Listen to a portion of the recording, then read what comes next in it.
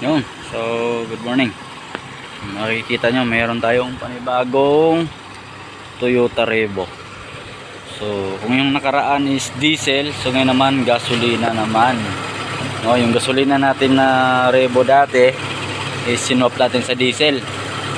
Tapos, yung diesel na yon na 2004 is pinalitan ulit natin ng gasolina na 99 model, 1999.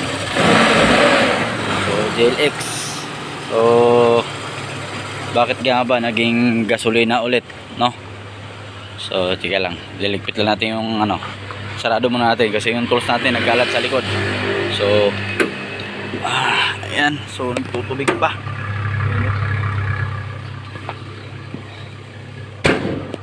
Okay.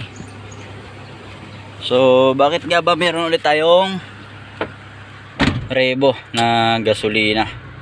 So, yung diesel kasi natin is naibenta na natin, no? So, sold na yung ating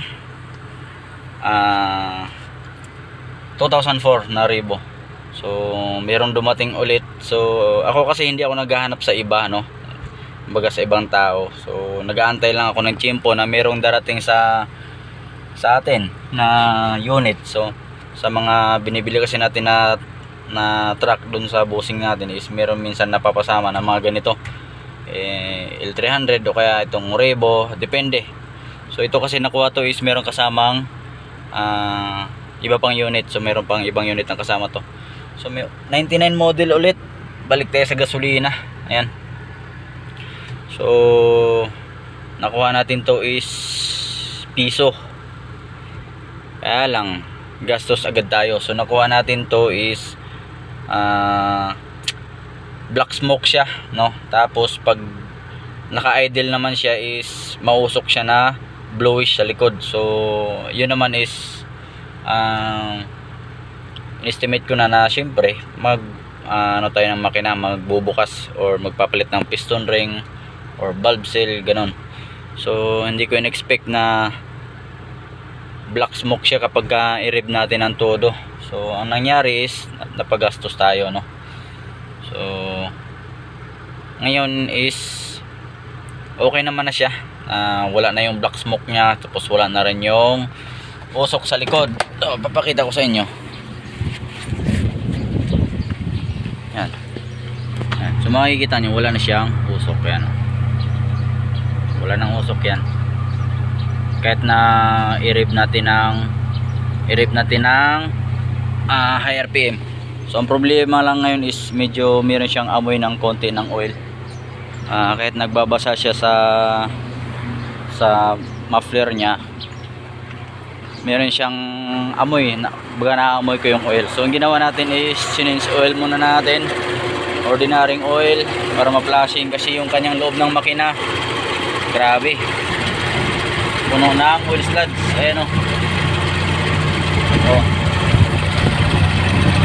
Puno siya ng oil sludge. So, ang gagawin natin is naglagay muna ako ng ordinaryong oil, tapos ipa-flashing ko. Tapos para maano lang muna yung mga oil dyan na natutuyo. Tapos kapag hindi nakuha yan is ibababa natin yung cylinder head. Yung mga oil sludge na yan, lilinisin natin pati yung crankcase na rin.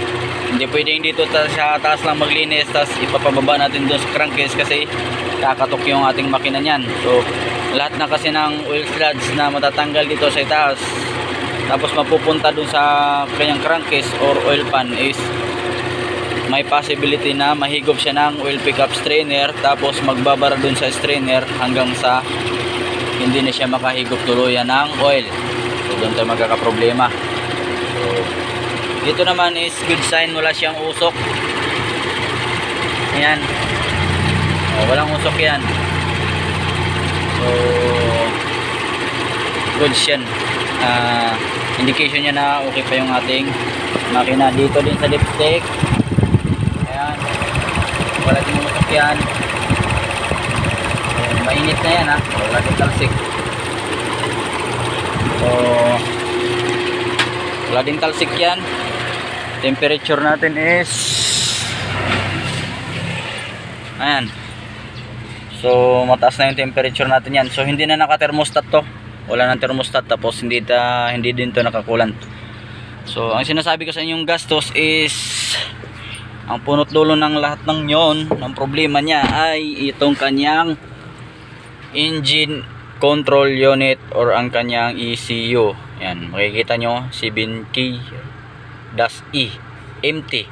So manual transmission. So sa automatic kasi is malalaki yung kanyang ECU, no? Malalaki yung kanyang box. So yan ang problema. So nagpalit na tayo, goods na. So ang gagawin na lang natin ito ngayon is starter. So ayan.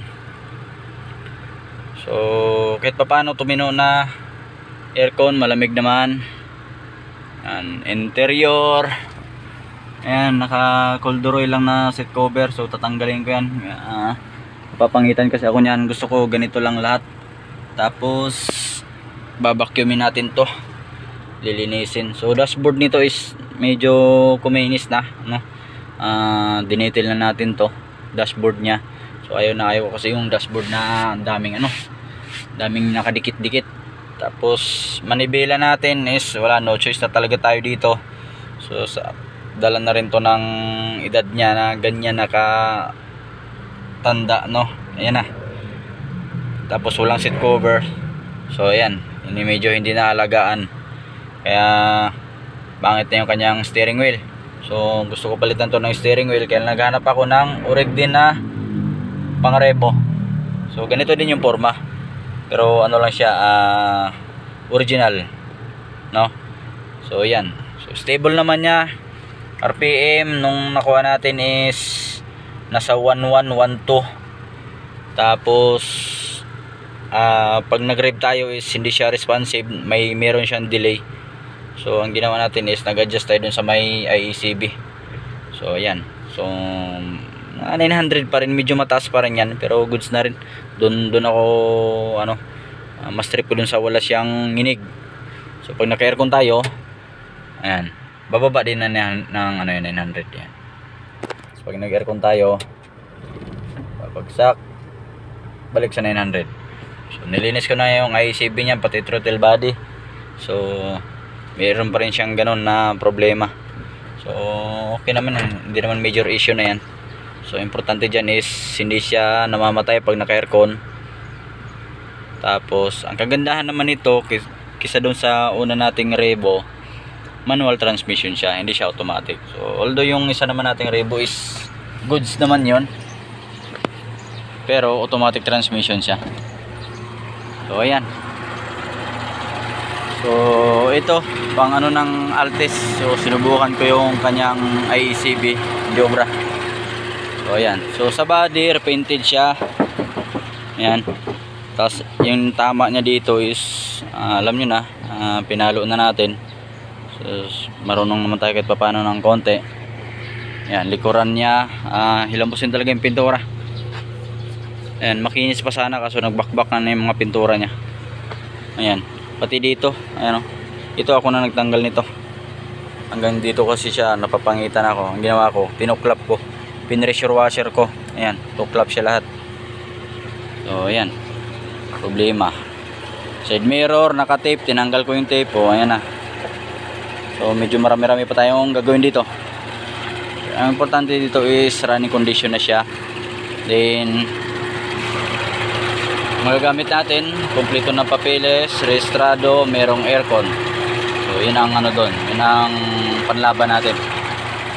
Okay, so ayan. So soon for sale din to kapag naayos na natin lahat. So ayaw ko muna mag for sale ng ganito, kasi yung iba ang daming reklamo. So nagre-reklamo, hindi naman kaya ng budget nila kapag merong makinis na for sale, no? So importante dyan, walang overheat, magagamit mo na maayos. So ako naman is gusto ko rin yung mga ganito na mga medyo maraming makakasakay, kasi yung mga pamilya ko syempre pwede ko rin may sakay kapag meron kaming gustong pupuntahan. So ayan, so orig din yung kanyang mga mugs, 5 piraso, kulang lang tayo ng 2 cinder cup. Ayan, so hahanapan din natin ng 2 cinder cups to.